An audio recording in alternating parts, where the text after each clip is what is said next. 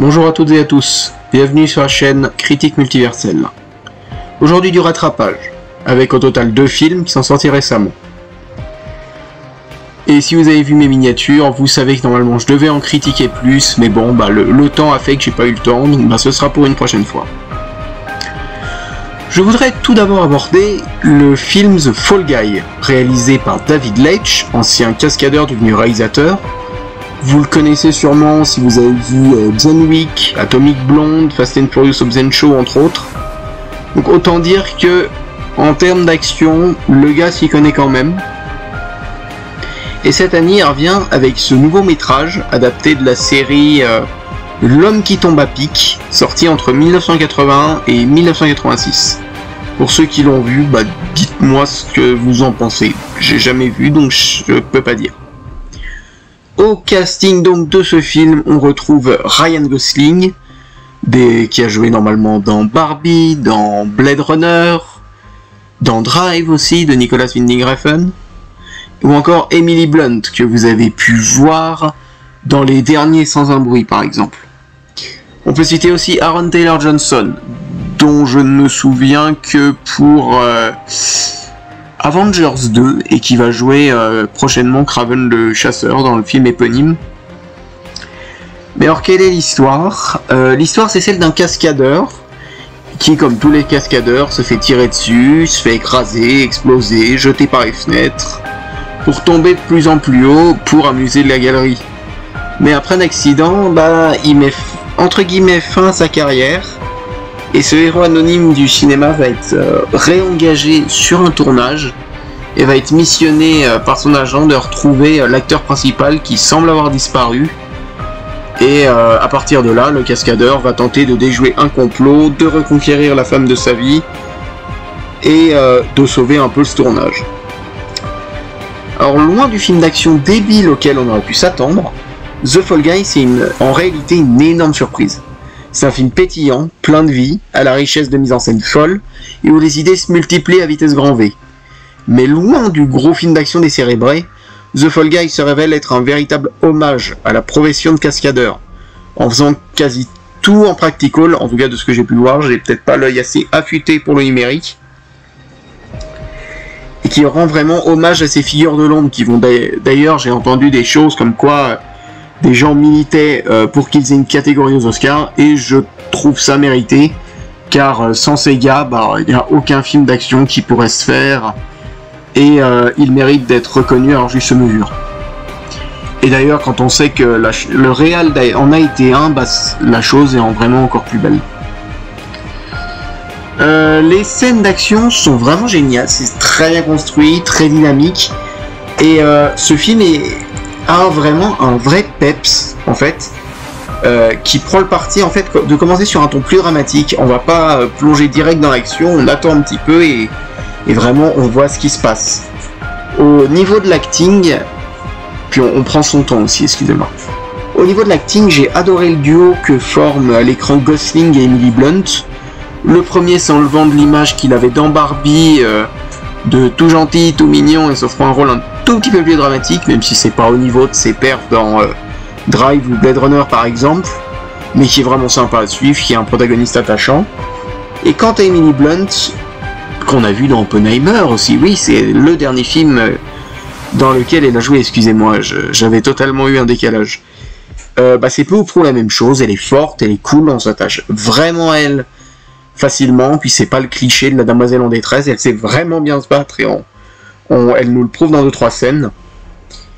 Et un dernier point que j'aimerais aborder réside dans la BO, qui est un grand point fort, étant ultra pop, et ça donne vraiment une énergie, une aura à ce film, qui ravira tout le monde en salle. Et là, s'il est plus dispo, et que vous l'avez loupé, parce que ça vous donnait pas envie, vous pourrez le retrouver en physique dès le 11 septembre.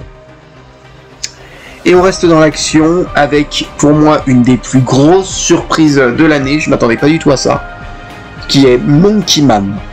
Monkey Man, c'est un film réalisé et interprété par Dev Patel, que vous avez pu voir dans The Green Knight par exemple, il y a 2 ans, qui passe ici pour la première fois devant la caméra, a fait qu'un film au développement complexe, qui a été tourné en Indonésie, qui a été tourné à Bombay, dont le scénario a mis des années à être écrit, et qui est passé par les mains de Netflix, mais qui a rejeté le film, je crois.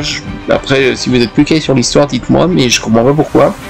Et qui a été en fait sauvé du streaming par Jordan Peele et sa boîte de prod Monkey Paw. Jordan Peele, c'est le réalisateur de Get Out, Us, Nope, c'est un des gars qui a le plus révolutionné le cinéma d'horreur à Hollywood, on ne présente même plus. Qui a vu donc le long métrage et a souhaité une sortie sale. Et c'est grâce à ça que Universal Studios l'a finalement sorti au mois d'avril. Le film met donc en vedette Dev Patel lui-même dans le rôle de Kid, un gamin des rues, qui après l'horrible massacre de son village natal a grandi orphelin dans les bas-fonds de la ville de Yatana. Il finit par gagner sa vie dans un club qui organise des combats clandestins où, dissimulé derrière un masque de gorille, il se laisse battre au sang par des adversaires pour de l'argent, tandis que la journée, il officie comme barman. Après toutes ces années à contenir sa rage, le protagoniste trouve le moyen d'accéder à la sinistre élite de la ville, et subitement submergé par son traumatisme d'enfance, il va se retrouver retourner violemment contre ceux qui lui ont tout pris, et retrouver ce que les mystérieuses cicatrices de ses mains cachent en vérité. Alors pour faire simple, c'est un excellent film. C'est pour l'instant le film de super-héros de cette année. En effet, cet ovni qui nous sert Dev Patel est un excellent long métrage, car loin du sous-John Wick qu'Universal nous vendait, d'ailleurs la publicité était très mensongère, ce Monkey Man est certes un film de vengeance, mais il est également touchant, chose facilitée par le talent d'acteur de Dev Patel qui est ultra attachant, et qui est la raison véritable de voir ce film, tiraillé entre la vengeance et l'idée de faire le bien. De même, l'utilisation de la religion qui est faite dans ce long métrage est ultra intéressante, donnant un poids et créant un véritable univers autour de ce film, plongeant dans la thématique du fanatisme. Ici, on est dans un univers où tout est palpable. C'est vrai que là où les autres films de super-héros sont tout faits de numérique, là on ressent vraiment les environnements. Et on voit vraiment que les inégalités entre riches et pauvres règnent, où le sentiment de justice se fait plus que jamais ressentir, ce sur quoi accentue Dev Patel dans la première partie du film.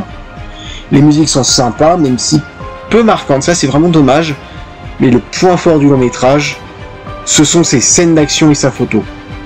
Pour les premiers, il y en a peu, et ceux qui veulent voir un film à la The Raid seront vraiment déçus, car vraiment la première demi-heure de film sert à poser le contexte, sert à poser les personnages, l'ambiance, et à nous poser tout le background qu'il y a avec.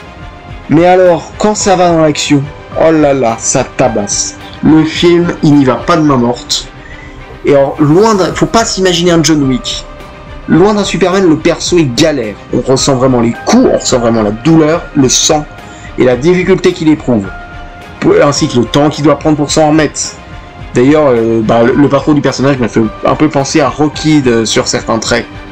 Les fights en fait sont extrêmement détaillés, ce qui est une manière assez intéressante de les mettre en scène. En fait, Dev Patel va nous permettre de suivre chaque mouvement un par un et de ne jamais vraiment être perdu dans l'action. Et les combats sont sublimés par une photo magnifique, oscillant entre des couleurs vraiment primaires et vives comme le jaune, le bleu, le rouge. Et donc, le seul bémol pour moi de ce film, ça réside dans les antagonistes. Car vraiment, les antagonistes sont vraiment peu développés. C'est un peu le même problème que dans la planète des singes. L'homme de main de l'antagoniste principal est presque, je dis bien presque, plus intéressant que l'antagoniste principal en lui-même. Mais bon, franchement, à part ça, c'est un super film. Je vous encourage vraiment à aller découvrir ce Monkey Man. C'est un sacré film qui vous laissera pas indifférent et dont vous vous rappellerez tout le long de l'année. Tout le long de votre vie, ce serait peut-être un peu exagéré. Ça sort fin août en DVD Blu-ray. Après, si vous l'avez en salle, allez le voir en salle. Voilà. C'est donc la fin de cette critique. Je vous remercie beaucoup de m'avoir écouté. Je vais continuer à faire ce que je fais, car c'est un travail qui me plaît vraiment. Et à la prochaine pour une prochaine vidéo. Allez.